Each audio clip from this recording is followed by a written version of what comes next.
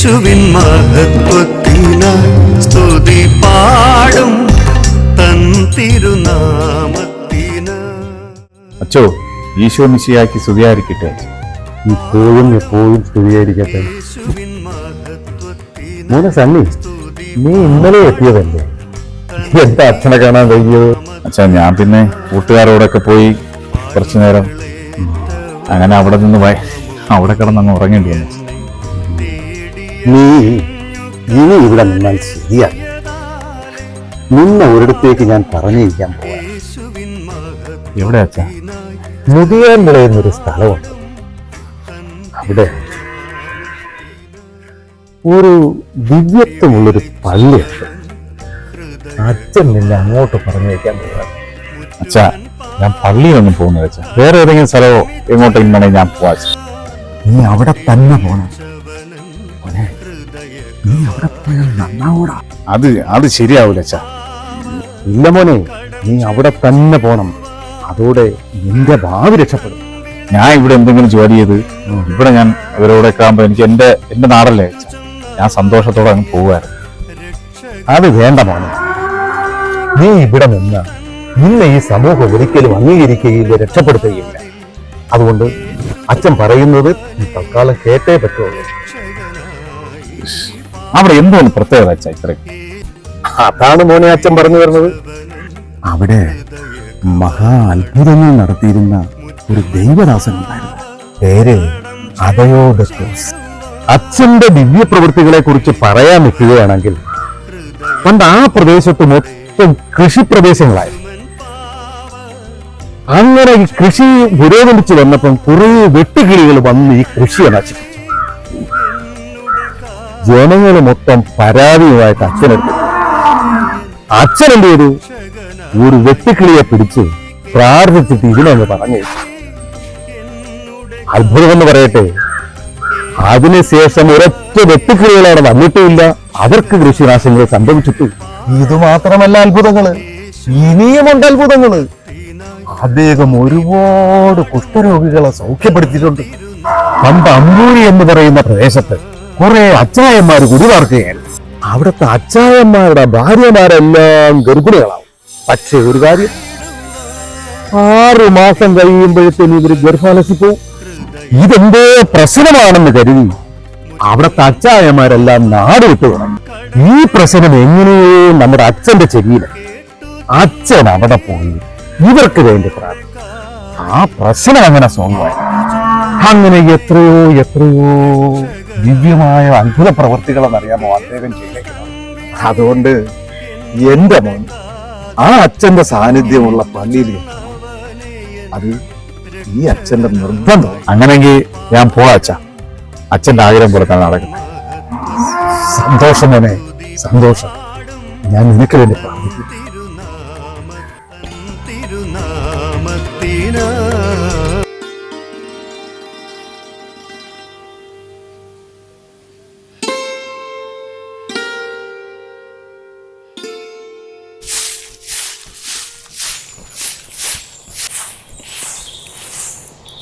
Mary, ഇപ്പോഴും എപ്പോഴും സ്തുതിയായിരിക്കട്ടെ. മേരിയെ 2-3 ദിവസം കൊണ്ട് കാണാറില്ലല്ലോ. മേരി ഇല്ലാത്തത് കൊണ്ട് പള്ളിയും പരിസരവും മുഴുവനും ചപ്പു ചവറുകൾ കൊണ്ട് നിറഞ്ഞിരിക്കുന്നു. എവിടെയായിരുന്നു മേരി? അനിയന് സുഖമില്ലാണ്ട് ഹോസ്പിറ്റലിലായിരുന്നു അച്ഛൻ. അവനെ നോക്കാൻ ഞാനല്ലേ ഉള്ളൂ. മേരി, അവനൊരു കല്യാണം കഴിച്ചു കൊടുത്തിരുന്ന അവന്റെ കാര്യങ്ങൾ അവൻ തന്നെ അങ്ങ് നോക്കുമായിരുന്നു. മേരിക്ക് മനസ്സിലാവുന്നുണ്ടോ? അച്ഛോ, ഞാൻ കല്യാണം കഴിച്ച് പോയതിനു ശേഷം അവൻ കല്യാണം കഴിക്കണമെന്ന് പറഞ്ഞാണ് നിൽക്കുന്നത്. നിസ്സാരമല്ലേ മേരി? മേരി ഒരു കല്യാണം കഴിക്കണം, അത്ര തന്നെ. ഈ 40ാമത്തെ വയസ്സിൽ എന്നെ ആരാണ് അച്ഛൻ കെട്ടാൻ പറഞ്ഞത്? എനിക്ക് അതിനോടൊന്നും താല്പര്യമില്ല. അതിനൊക്കെ ഇത്രയും വലിയ വയസ്സായിട്ടുണ്ട്. എൻ്റെ വീട്ടിലെ അവസ്ഥ അച്ഛനെ അറിയാൻ പാടില്ലാഞ്ഞിട്ടാണ്. എൻ്റെ 2 സഹോദരിമാരെ കെട്ടിച്ചു വിട്ടത് ഞാനും എൻ്റെ സഹോദരനും കൂടിയാണ്. പിന്നെ ഇനി അവനൊരു കുടുംബം. എനിക്ക് എന്തിനാണ് അച്ഛൻ ഇനിയൊരു ജീവിതം? ഇത്രയേ ഉള്ളൂ മേരി. അവനോട് പള്ളിയിലും ആരാധനയിലും ദിവ്യബലിയിലും ഒക്കെ പങ്കെടുക്കാൻ പറയാം. ഒരു വലിയ വിശുദ്ധന്റെ സ്ഥലമാണിത്. ആ വിശുദ്ധി അവനിലും ഉണ്ടാവും. അവന് വലിയ വിശ്വാസം ഇല്ല. ശരി, കടുകുമണിയോളം വിശ്വാസമുണ്ടെങ്കിൽ മലയോട് മാറി നിൽക്കാൻ പറഞ്ഞാൽ മലയത് മാറി നിൽക്കും. അങ്ങനെയുള്ള തിരുവചനം നീ വായിച്ചിട്ടില്ലേ?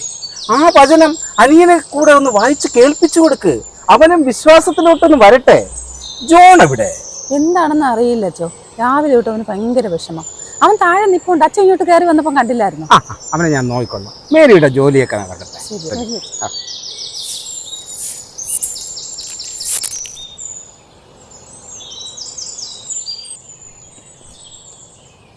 ജോണേ,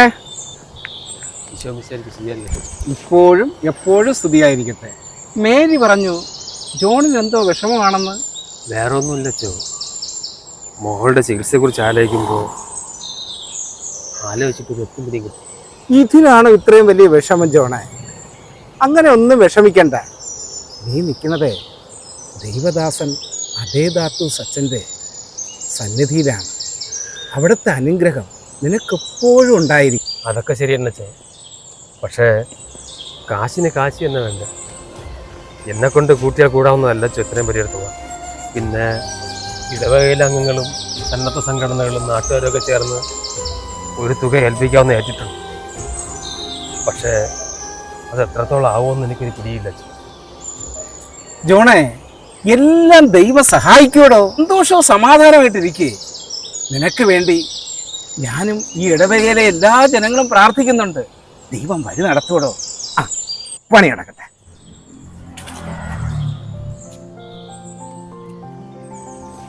ഹലോ ഹലോ, അച്ഛൻ എവിടെ കയറി പോണേ? ചെരുപ്പ് വെളിയിൽ ഇട്ടിട്ട് കയറുക. അച്ഛൻ വലിയ അച്ഛനാ ചെറിയ അച്ഛനാ? വലിയ അച്ഛൻ. വലിയ അച്ഛൻ സെമിത്തേരിയിലുണ്ട്.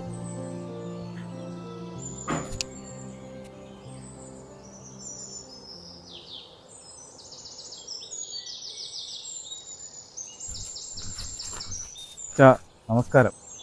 ആരാ? ഞാൻ പോളച്ചൻ പറഞ്ഞിട്ടാ വന്നത്. പോളച്ചൻ ഇന്നലെ വിളിച്ചിരുന്നു. പേര് സണ്ണിക്കുട്ട. ഇത് അച്ഛൻ തരാൻ പറഞ്ഞു. ഇപ്പൊ ഇവിടെ ഒരു കൈക്കാരൻ്റെ ആവശ്യമില്ല. എന്നാലും പോളച്ചൻ പറഞ്ഞ തട്ടിക്കളയാൻ പറ്റില്ല. പിന്നെ നിന്റെ വിഷമങ്ങളെല്ലാം പോളച്ചൻ പറഞ്ഞിട്ടുണ്ട്. നീ ദൈവ ചൈതന്യമുള്ള ഒരു സ്ഥലത്താണ് എത്തിച്ചേർന്നിരിക്കുന്നത്. നിന്റെ പ്രശ്നങ്ങളെല്ലാം തീരും. ഇവിടെ ഒരു കൈക്കാരനുണ്ട്, ജോണ്. ഞാൻ ജോണിനെ ഒന്ന് പരിചയപ്പെടുത്തി തരാം. നിന്റെ കാര്യത്തിൽ തീരുമാനമായടാ. എന്റെ കാര്യം തീരുമാനമാണ്. നീ അറിഞ്ഞില്ലേ? പുതിയ ഒരുത്തൻ വന്നിട്ടുണ്ടടാ. പുതിയ ഒരുത്തൻ? കൊള്ളാം. ഇത് ആരോട് ചോദിച്ചിട്ടാ ഈ അച്ഛൻ ഇങ്ങനെയൊക്കെ പുതിയ ആളുകൾ ഇവിടെ വരുന്നത്? എന്തിനു വന്നെന്തിനാ? വന്നെന്ന് പറഞ്ഞാൽ നിന്റെ ജോലിയും പോവും, ചിലപ്പോ എന്റെ ജോലിയും പോവും, എന്റെ തൂപ്പും പോവും. നമ്മളെ ജോലി പോകും. യാവനാന്തരം ഒരുത്ത അടിച്ചു കൊടുത്ത ഒരുത്തേ. ഞാൻ കണ്ടു. അച്ഛൻ്റെ അടുത്ത് സെമിത്തേരിയിലോട്ട് പോയി. ചെയ്തെന്നാണ് തോന്നുന്നത്. എന്തൊക്കെയാ അവിടെ നിന്ന് സംസാരിക്കുന്നത്? ശരിയാവും. ഇവിടെ പള്ളിക്കാരും മറ്റു സഭാംഗങ്ങളൊക്കെ ഉള്ളതല്ലേ. നീ ഒന്ന് അടങ്ങ്. ഞാൻ വന്ന് നിന്റെ അടുത്ത് പറഞ്ഞെന്ന് അച്ഛൻ അറിയരുത്. അച്ഛൻ വിചാരിക്കും ഞാൻ നുണ പറഞ്ഞെന്ന്. ഞാൻ പോട്ടാ. അച്ഛനുള്ള ആഹാര സാധനം എല്ലാം മേടലെടുത്ത് വെച്ചിട്ടുണ്ടേ. ഞാൻ ചെന്ന് അനിയുടെ അടുത്തൊന്ന് പറഞ്ഞിട്ടേ. ജോണേ, എന്താ ഇത് നമ്മൾ തിരുനാളൊക്കെ അടുത്ത് വരികയല്ലേ, നമ്മളെ സഹായിക്കാനായിട്ട് ഒരാളൂടെ വന്നിട്ടുണ്ട്. അതെന്തിനാച്ചോ? എല്ലാ വർഷവും തിരുനാളിലും ഞാനും മേരിയുടെ സഹോദരനും എന്റെ ഭാര്യയൊക്കെ ഇവിടെ സഹായത്തിനുള്ളത്. പിന്നെ എന്തിനാ പുതിയ നിയമം? അതൊക്കെ ശരി തന്നെ. കഴിഞ്ഞ വർഷത്തെ തിരുനാൾ പോലെയല്ല ഇപ്രാവശ്യത്തെ തിരുനാൾ. ഇത്തിരി കൂടെ ജോലി കൂടുതലുണ്ട്. അതുകൊണ്ട് തന്നെയാണ്. അത് കൂടാതെ സണ്ണി ഒരു പാവം കൂടെയാണ്. അവൻ കൂടെയൊക്കെ നിന്ന് ഇപ്രാവശ്യത്തെ തിരുനാൾ വളരെ ഭംഗിയായിട്ട് അങ്ങ് നടത്തണം. അതിന്റെയൊക്കെ ആവശ്യം ഉണ്ടോ? ഉണ്ടെന്നേ. ഉള്ളവനില്ലാത്തവന് കൊടുക്കണമെന്നാണ് തിരുവചനം. അത് കൊള്ളവനല്ലേ അച്ചോ? നമ്മളെ ജോൺ സമാധാനമായിട്ടിരിക്കും. നമുക്ക് എല്ലാത്തിനും പരിഹാരം ഉണ്ടാക്കാം. സണ്ണി ഈ തിരുനാളിന്റെ വളരെ ഭംഗിയായിട്ട് നിന്ന് ഒത്തൊരുമയോടുകൂടി ഗംഭീരമായിട്ട് നമുക്ക് ഈ തിരുനാൾ അങ്ങ് ആഘോഷിക്കണം. അച്ഛാ, വേറെ കാര്യം, നിങ്ങൾക്ക് ബുദ്ധിമുട്ടാണെങ്കിൽ ഞാൻ പോവാ. നിക്കേ, നമ്മളെ പോളച്ചൻ പറഞ്ഞിട്ട് വന്നല്ലേ. സന്തോഷമായിട്ടേക്ക് ജോണ ഒരു നല്ല കൈ ഇങ്ങെടുത്ത്. അതെങ്ങനെ ശരിയാവോ? ബാക്കി കമ്മിറ്റിക്കാർ മറ്റുള്ളവരെ അതൊക്കെ പറഞ്ഞോളാം. ഇങ്ങെടുക്ക്. ശരി, കാര്യങ്ങൾ നടക്കട്ടെ. ഓക്കെ.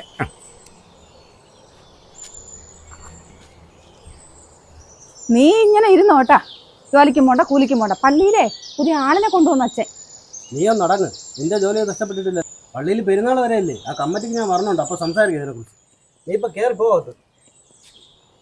അല്ലെങ്കിൽ നിന്നെ കൊണ്ട് ഇതേ പറ്റൂ. ഇവിടെ ശരിയാവും.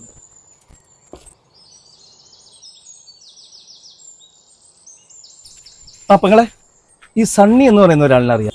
സണ്ണിയോ? ഇവിടെ ഒരുപാട് സണ്ണിമാരുണ്ട്. അതില് ഏത് സണ്ണീനെയാണ് അന്വേഷിക്കാൻ? ജയിലിൽ കിടന്നൊരു സണ്ണിയാണ്. ഇവിടെ എങ്ങാണ്ടോ ഒരു പള്ളിയിലോ മറ്റാണ് ജോലി ചെയ്യുന്നതെന്ന് തോന്നുന്നു. പള്ളിയിലൊരു സണ്ണി ജോലി ചെയ്യണുണ്ട്. പക്ഷെ ആ ആള് ജയിലിലൊന്നും കിടന്ന ആളല്ല. ആളിത്തിരി തടിയുണ്ട്, ഇത്തിരി താടിയൊക്കെ ഉണ്ട്, കുറ്റിമുടിയൊക്കെയാണ്. നിങ്ങൾ പറഞ്ഞ ആൾക്ക് താടിയൊക്കെ ഉണ്ട്. പക്ഷേ നിങ്ങൾ ആ പള്ളിയിലൊന്ന് പോയൊന്ന് അന്വേഷിച്ചു. ആ പള്ളി ഇതുപോലെ അവിടെയാണ്. ആ വളവ് തിരിഞ്ഞ് അങ്ങോട്ട് പോണ സ്ഥലത്താണ് ആ പള്ളി കേട്ടാ. ശരി പെങ്ങളെ. ശരി. ഓ, അപ്പൊ ഇവൻ ജയിലിൽ കിടന്നിട്ട് വന്നതാണല്ലേ? ശരിയാക്കി കൊടുക്കാം. പിന്നെ നീ ജോണിനൊന്നും നോക്കേണ്ട കാര്യമില്ല. ഇവിടെ എല്ലാം വൃത്തിയാക്കേണ്ടതും ഇത് ഗംഭീരമാക്കേണ്ടതും നിന്റെയും കൂടെ ഉത്തരവാദിത്വമാണ്. അയ്യോ അയ്യോ, ഞാൻ വിളിച്ചപ്പോ ഞാൻ വിചാരിച്ചില്ല വരുമെന്ന്. സന്തോഷായി കേട്ടോ. ഞങ്ങൾ ഇങ്ങനെയല്ല സത്യം പറഞ്ഞ വരേണ്ടത്. കമ്മിറ്റിക്കാരെയൊക്കെ അറിയിച്ചിട്ടോളം വരെ. നീ ഒരു കാര്യം ചെയ്യും, ആദ്യം നമുക്ക് പോയി അച്ഛനെ കണ്ട് സംസാരിക്കാം. അല്ല വല്ല കൊലപാതകയും കുറ്റവാളിയും പിടിച്ച് നമ്മൾ പള്ളിയിൽ കൊണ്ടാക്കി ഇതൊന്നും ചോദിക്കാനും പറയുന്ന ആരില്ല. ഇവിടെ ജോണ നീ ഒന്ന് സമാധാനപ്പെടും. എന്തായാലും നമ്മൾ പള്ളിയിലോട്ടല്ലേ പോണത്. അത്തണ്ട.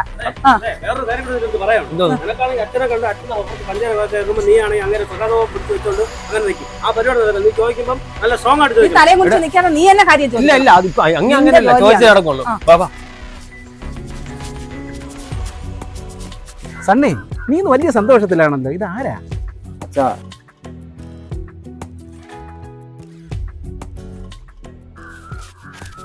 അച്ഛോ, ഇതെന്താ ഏർപ്പാടാ അച്ഛോ? ഈ കള്ളന്മാരെയൊക്കെ പിടിച്ച് പള്ളിയിൽ കയറ്റി ജോലി ചെയ്യേണ്ട കാര്യം എന്താ? ഇതിവിടെ പറ്റൂല അച്ഛോ. ഈ കള്ളന്മാർക്ക് ഈ ജയിൽ പുള്ളികളാണ് രണ്ടുപേരും. ഇതൊന്നും ഇതേപോലെ ജോലി എടുക്കാൻ പറ്റില്ല. ഞങ്ങൾ കമ്മിറ്റിയിൽ അറിയിക്കും. കമ്മിറ്റിയിൽ ഉറപ്പായിട്ട് അറിയിക്കും. ഇത് ഒരിക്കലും ശരിയല്ലാത്ത കാര്യമാണ്. ഇതെല്ലാം അച്ഛൻ അറിഞ്ഞുകൊണ്ടാണോ അതോ അറിഞ്ഞില്ല എന്ന് നടിക്കുന്നതാണോ? അപ്പൊ നിങ്ങൾക്ക് പറയാനുള്ള എല്ലാം പറഞ്ഞു തീരാവുന്നില്ല അച്ഛോ. ഇത് ഇവിടെ പറ്റൂലെന്ന് പറഞ്ഞാൽ പറ്റൂല തന്നെ. സണ്ണി കള്ളനാണ്. അവൻ ജയിലിൽ കിടന്നിട്ടുണ്ട്. ഇതൊക്കെ എനിക്കറിയാം. ആരും കള്ളനായിട്ട് ജനിക്കുന്നില്ല. സാഹചര്യങ്ങളാണോ ഓരോരുത്തരെ കള്ളനാക്കി മാറ്റുന്നത്. നമുക്കങ്ങ് ക്ഷമിക്കാമോ? ക്ഷമിക്കുമ്പോഴാണോ മനുഷ്യൻ മനുഷ്യനായി മാറുന്നത്. നമ്മുടെ ക്ഷമയാണ് കർത്താവായ യേശുനാഥൻ ആവശ്യം. അച്ഛോ പറഞ്ഞതൊക്കെ ശരി തന്നെ. പക്ഷേ അവനോട് ക്ഷമിക്കാന്ന് വെച്ചാൽ ഇപ്പൊ പുതിയ ഒരാൾ വന്നിട്ടുണ്ടല്ലോ, അയാൾ നമ്മൾ എന്ത് ചെയ്യണം? അത് ക്ഷമിക്കാൻ പറ്റില്ല. അയാൾ എന്തായാലും ഇവിടുന്ന് പറഞ്ഞു വിട്ടു. അവേതോ കൊലപാതകം എന്നാണ് തോന്നുന്നത് അച്ഛോ. അവന്റെ മുഖത്തെ വെട്ട് മൊട്ട തലയും കണ്ടാൽ തന്നെ അറിഞ്ഞുവിടും. ജോണേ, അച്ഛനെ വഴക്ക് പറയണ്ട. ആണോ ഒന്ന് പറയണത്? എല്ലാവരും എന്നോട് ക്ഷമിക്കണം. ഞങ്ങൾ രണ്ടുപേരും ജയിലിൽ കിടന്നവരാണ്. അപ്പോൾ അവൻ എന്നെ വിളിച്ച് പറഞ്ഞിട്ടാണ് ഞാനിവിടെ വന്നത്. ഇവിടെ വന്ന് പ്രാർത്ഥിച്ചാൽ എന്തൊക്കെയോ അത്ഭുതങ്ങൾ നടക്കുമെന്ന് അവൻ പറഞ്ഞു എന്നോട്. എൻ്റെ 2 കിഡ്നിയും തകരാറിലാണ്. ചികിത്സിച്ച് മാറ്റാനുള്ള സാമ്പത്തിക ശേഷിയൊന്നും എനിക്കില്ല. അപ്പോൾ ഇവിടെ വന്ന് പ്രാർത്ഥിച്ചാൽ എൻ്റെ അസുഖം ഭേദമാകുമെന്ന് ഇവൻ പറഞ്ഞിട്ടാണ് ഞാനിവിടെ പ്രാർത്ഥിക്കാനായിട്ട് വന്നത്. നിങ്ങളോട് എന്തെങ്കിലും തെറ്റ് ചെയ്തിട്ടുണ്ടെങ്കിൽ എന്നോട് ക്ഷമിക്കണം. ഞാൻ മോഷ്ടിക്കാനൊന്നും വന്നതല്ല. ഇപ്പൊ നിങ്ങൾക്കെല്ലാം ബോധ്യമായല്ല. താൻ പേടിക്കണ്ടടോ. ഇവിടുത്തെ വിശുദ്ധൻ നിനക്ക് ഉറപ്പായിട്ട് സൗഖ്യം തന്നിരിക്കും. നിങ്ങളെല്ലാവരും വീടുകളിൽ പോയി അവന് വേണ്ടി പ്രാർത്ഥിക്കുക. ദൈവനാമം മഹത്വമുള്ളതാകട്ടെ. നീ ഒറ്റ ഒരുത്താണ് ഇതെല്ലാം കാരണക്കാരൻ. വെറുതെ അപാവപ്പെട്ട മനുഷ്യനെ സംശയിച്ചത്. എടാ, നിന്റെ നന്മയ്ക്ക് വേണ്ടിയാണ് ഞാൻ വന്ന് പറഞ്ഞത്. ഇനി ഒരു കാര്യം നിന്റെ അടുത്തൊന്നും പറഞ്ഞു. നീ വല്ലവന്റെ നന്മയ്ക്കോട് സംസാരിക്കേണ്ട ആവശ്യമൊന്നുമില്ല. ഒന്നാമത് ഞാൻ പള്ളിയിൽ പോലും വരാത്തതാണ്. ഇന്നത്തെ ദിവസം പോയി ആ പടം. ഇനി ഒരു കാര്യം വന്ന് പറയില്ല. ഒരു നന്മ മരം നടക്കണത് ഇവരെ കൊണ്ട് എല്ലാം. പെരുന്നാളിന് ഇനി 4 ദിവസമേ ഉള്ളൂ. നീ ഉറപ്പായിട്ട് വേണം, ഫാമിലി ആയിട്ട് വേണം കേട്ടോ.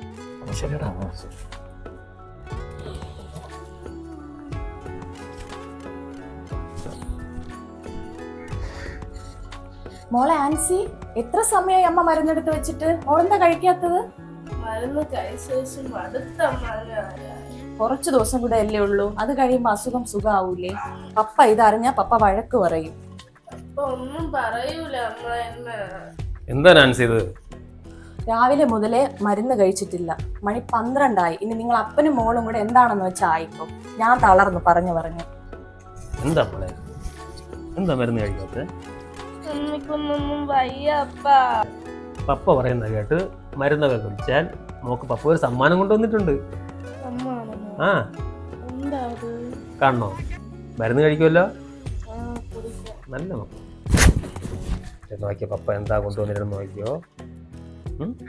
കണ്ണടച്ചോ കണ്ണടച്ചോ കണ്ണടച്ചോ. ആ കണ്ണടച്ചോ. രണ്ടടായ്. ആ എന്റെ മോൾ എത്ര കാലമായി പപ്പയോട് പറയുന്ന ഒരു മാല വേണമെന്ന്. സന്തോഷമായില്ലേ? സ്വർണ്ണമാലയോ ഇത്? ഇതിനുള്ള പൈസ നിങ്ങൾക്ക് എവിടെ നിന്ന് കിട്ടി? ആ അതോ, അവൾക്ക് ഓപ്പറേഷൻ ഉള്ളത് അറിയില്ലേ? നീ ഒന്ന് അടങ്ങന്റെ നാൻസി, ഞാൻ ഒന്ന് പറയണതാണ്. നമ്മുടെ അരുണും ടീമും ഒക്കെ ആയിട്ട് ഇന്ന് മോളുടെ ചികിത്സയ്ക്ക് വേണ്ടി കുറച്ച് ഒരു 3 ലക്ഷം രൂപ കൊണ്ട് തന്നായിരുന്നു. അപ്പോൾ മോള് കുറേ കാലമായി പറയുന്ന അവൾക്കൊരു മാലയുടെ കാര്യം പറയുന്നത് ഓർമ്മയുള്ളതായിരുന്നു. ഞാൻ കരുതി ഈ കാശിന് മോക്കൊരു മാല വാങ്ങാം. ചികിത്സയ്ക്ക് ആവശ്യം വരുമ്പോൾ അത് നമുക്ക് വിൽക്കാമല്ലോ. നമ്മളെ ഈ മാലയൊക്കെ ഇട്ട് നമുക്ക് റൗണ്ടൊക്കെ അടിച്ചിട്ട് എന്താ മോളെ? ഓക്കെ. അയ്യോ നിങ്ങൾ എന്തിനുള്ള പുറപ്പാടാ? അതിന് നാട്ടുകാരെ കൂടെ കാണിക്കാനാണോ? നീ ഒന്ന് സമാധാനപ്പെടും. നമ്മൾ റൗണ്ടൊക്കെ അടിച്ചിട്ട് വരുമ്പോഴേക്കും നീ കഞ്ഞി റെഡിയാക്കി പോയി നമ്മളിപ്പോ വരും. മോളെ ഓക്കെ ടാറ്റാ.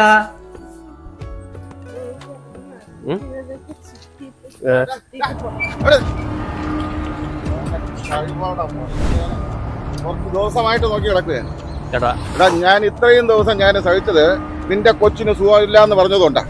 എടാ 1ഉം 2ഉം അല്ല എന്നു 2 ലക്ഷം രൂപ നാട്ടുകാര് പിരിവെടുത്ത പൈസ നിനക്ക് നിന്റെ മോക്ക് സ്വർണ്ണമാല മേടിക്കാനുണ്ട്. എന്നിട്ടും ഈ ചന്ദ്രന് നിനക്ക് തരാൻ പൈസ ഇല്ല അല്ലേ? ബാക്കിയുള്ളവൻ വെറും ഉണ്ണാക്കണം വിചാരിച്ചത്. ആടാ ഒരു കാര്യം ചെയ്യും, അച്ഛനിങ് ഊറ്റാം. അതിനെ ഞാൻ വിറ്റിട്ടെ ബാക്കിയുള്ള പൈസ നിനക്ക് ഞാൻ തരാം. അതേ നടക്കത്തുള്ളൂ. നീ ഇടക്കടാ. ചേട്ടാ ചേട്ടാ ഞാൻ പറയുന്നൊന്ന് കേൾക്കണം. ചേട്ടൻ്റെ കാശ് ഞാൻ തരാം. നീ പറഞ്ഞതൊക്കെ മതി. ഇത്രയും കാലം നീ പറഞ്ഞല്ലേ, അതിനപ്പുറം ഒന്നും വേണ്ട. ഉളുപ്പുണ്ടടാ നായ. ഈ മാല ഞാൻ വാങ്ങിക്കൊടുത്ത നേരെ തന്നെ കേട്ടോ. നാട്ടുകാർ വന്ന കാശുണ്ട്. ഇത് മോളുടെ ആഗ്രഹമായിരുന്നു കേട്ടോ. 2 ദിവസം കഴിയുമ്പോൾ 2 ദിവസം കഴിഞ്ഞ് അവളെ ഓപ്പറേഷനുള്ള കാശ് തന്നെയാണ് കേട്ടോ ഈ മാല. ഇത് വിറ്റിട്ട് വേണം ഓപ്പറേഷനുള്ള കാശ് കണ്ടത്. ചേട്ടന്റെ കാശ് ഞാൻ തരാം.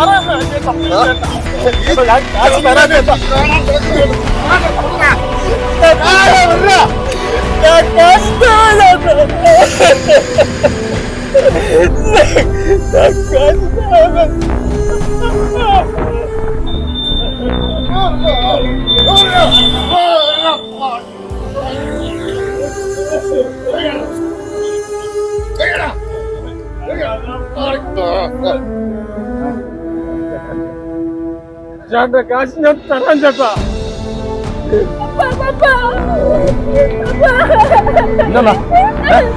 നാട്ടിലെ പയ്യനല്ലേ നീ തരുവോടാ? കൂടെ ചൂടാവണ്ട. തരല്ല.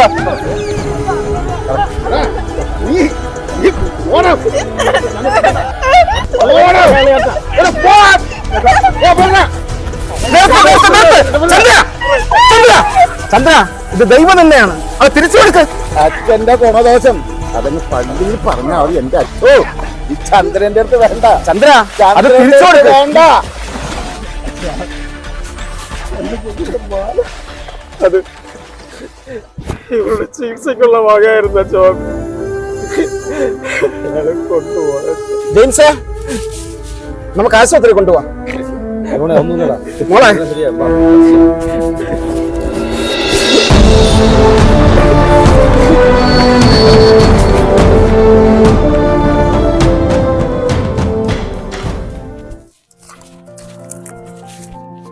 മേരി, ഞാൻ കുറെ ദിവസമായി ഇവിടെ വന്നിട്ട് നിനക്ക് എൻ്റെ അടുത്തുള്ള പിണക്കമൊന്നും തീർന്നില്ലല്ലേ ഇത്? നീ അച്ഛന്റെ വലിയ ആളല്ലേ, നമ്മളൊക്കെ ഇവിടുത്തെ പാവപ്പെട്ട ജോലിക്കാരി. നിങ്ങൾ അച്ഛൻ്റെ ആളെന്ന് പറഞ്ഞ് തന്നെ വേറെ നിർത്തി കാണുന്നതുകൊണ്ടാണ് ഈ പ്രശ്നം പറഞ്ഞത്. നിങ്ങളെ കൂടെ ഉള്ള ഒരാളായിട്ട് കണ്ട പ്രശ്നങ്ങൾ തീരാനേ ഉള്ളൂ. ആ മര്യാദക്കൊക്കെ നിന്നാ സഹകരിച്ച് പോവാം.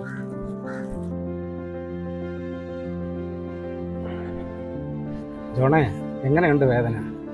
വേദനയൊന്നും സാരമില്ല അച്ചു. പക്ഷേ എൻ്റെ മനസ്സിൻ്റെ വേദന എനിക്ക് സഹിക്കാനാവുന്നില്ല അച്ഛോ. എടോ, നീ ഒന്നും കൊണ്ട് പേടിക്കണ്ടടോ. ഇവിടത്തെ ദൈവദാസന്റെ അനുഗ്രഹവും ദൈവത്തിന്റെ അനുഗ്രഹവും എപ്പോഴും കൂടെ ഉണ്ടായിരിക്കും. ഇന്ന് മോളെയും കൊണ്ട് ഹോസ്പിറ്റൽ ചെക്കപ്പിന് പോകുന്ന ദിവസം അച്ഛൻ. അപ്പോൾ ഒന്ന് കയറിയിട്ട് പ്രാർത്ഥിച്ചിട്ട് പോകുന്ന കരുതി. അച്ഛനറിയാലോ, ഓരോരുത്തരും തന്ന് സഹായിച്ച പൈസയാണ്. ജോണേ, നഷ്ടപ്പെട്ടതിനെ ഓർത്ത് വേവലാതിപ്പെടണം. നിന്റെ ആശുപത്രി ചെലവിന്റെ കാര്യവും മോളുടെ കാര്യത്തെക്കുറിച്ച് നീ വേവലാതിപ്പെടണ്ട. അതെല്ലാം ദൈവം അതിൻ്റെ ഒരു വഴി കാണിച്ചു തരും. നിങ്ങൾ പോയിട്ട് വരും. മോൾക്ക് വേണ്ടി ഞാൻ പ്രാർത്ഥിക്കാം. ശരി അച്ഛാ.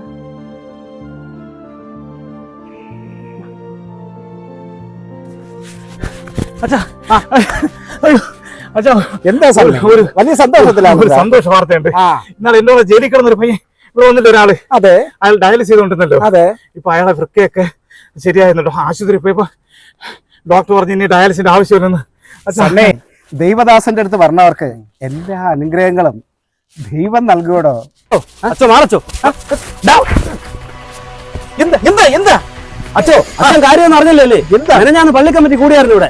പൈസ എല്ലാം എണ്ണി തിട്ടപ്പെടുത്തി വെച്ച് 4 ലക്ഷം രൂപ വെച്ചോ. കാണാനില്ല. എല്ലാ കമ്മിറ്റിക്കാരും വന്നോണ്ടിരിക്കുകയാണ്. അച്ഛൻ്റെ അടുത്ത് ഞാൻ അന്നേ പറഞ്ഞതാണ് പല പ്രാവശ്യം, ഇതേപോലെ കൊള്ളക്കാരന്മാരെ കൊലപാതകളെ വിളിച്ച് പള്ളി കമ്മിറ്റി കയറ്റരുതെന്ന്. അച്ഛന് കൈക്കാരനെ കാണാം, പുതിയ പുതിയ ആൾക്കാരല്ലേ. ഇപ്പൊ കിട്ടിയല്ലോ, അനുഭവിച്ചല്ലോ ഇടവക്കാർ എല്ലാവരും കൂടെ ആയിട്ട്. ഞാൻ അന്ന് നിന്റെ അടുത്ത് പറഞ്ഞില്ലേടാ ഇവൻ കള്ളനാണെന്ന്. വിശ്വസിച്ചില്ലല്ലേ? അതേനച്ചോ, എന്റെ പെങ്ങൾ പറഞ്ഞിട്ടുകൂടി ഞാൻ വിശ്വസിക്കാതെ ഇവിടെ നിന്ന് പോയി. ഇവരെ വാട്ടിലച്ചോ 4.5 ലക്ഷം രൂപയാണ് പോയിക്കുന്നത് പള്ളി തിരുനാൾ നടത്താൻ വേണ്ടി പിരിച്ചു വെച്ചിരുന്ന പൈസ കമ്മിറ്റിക്കാർ. അച്ഛന് സമാധാനം പറയണം, പറഞ്ഞേ പറ്റുള്ളൂ. അന്ന് ഞാൻ ഇല്ലാത്തത് ഇവനൊക്കെ ഭാഗ്യം.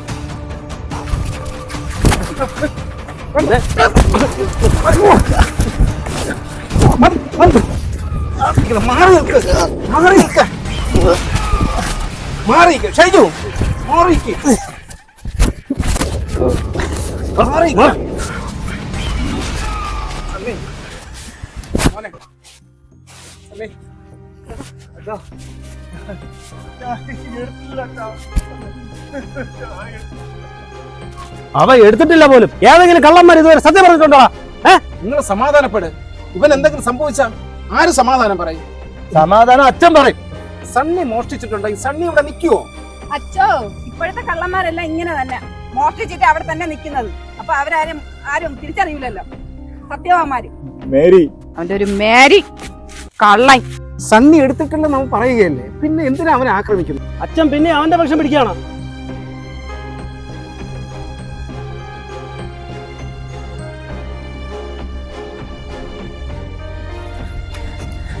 അച്ഛോ, എന്താ അച്ഛോ, എന്താ ഇവിടെ? എന്താ സംഭവം? നീയല്ലേ കാര്യങ്ങൾ നോക്കേണ്ടത്. നീ എവിടെ പോയിരുന്നു?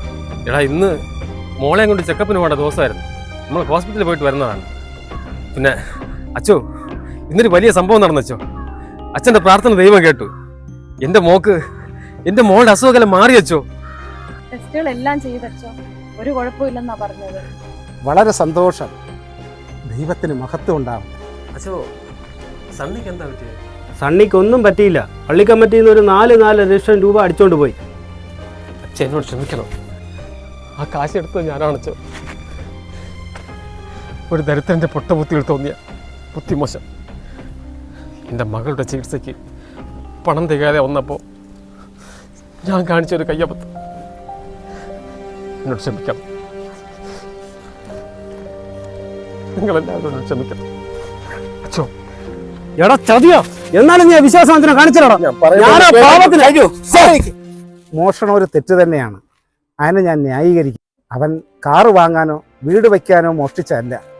അവൻ്റെ കുഞ്ഞിൻ്റെ ചികിത്സയ്ക്ക് വേണ്ടി അവന് പറ്റിയൊരു കയ്യബദ്ധം. അങ്ങനെ ഇതിനെ കണ്ടാ മതി. കാശ് നിന്റെ കൈവശം ഉണ്ടല്ലോ. ഒരു ചില്ലി കാശ് അതിനെടുത്തിട്ടില്ല. സന്തോഷമായല്ല. ആ കാശ് കൊണ്ട് നമുക്ക് ഇപ്രാവശ്യത്തെ തിരുനാള് വളരെ ഗംഭീരമായിട്ട് നടത്താം. ഇവിടെ നടന്നത് ദൈവത്തിൻ്റെ ഒരു പരീക്ഷണമായി മാത്രം കണ്ടാൽ മതി. മോനെ സണ്ണി, എണീക്ക്. നിങ്ങൾ വിചാരിക്കും പോലെ സണ്ണി ഒരു കള്ളനല്ല. ഇനി നമ്മളിലൊരുവനായി സണ്ണിയും ഉണ്ടാകണം. ഈ കാശിൻ്റെ പേരിൽ ജോണിനെയും ഈ നിരപരാധികളെയും ആരും ക്രൂശിക്കുകയുമല്ല. നിങ്ങൾക്കെന്നും നന്മകളുണ്ടാവട്ടെ. ഞാനൊന്ന് പ്രാർത്ഥിക്കട്ടെ.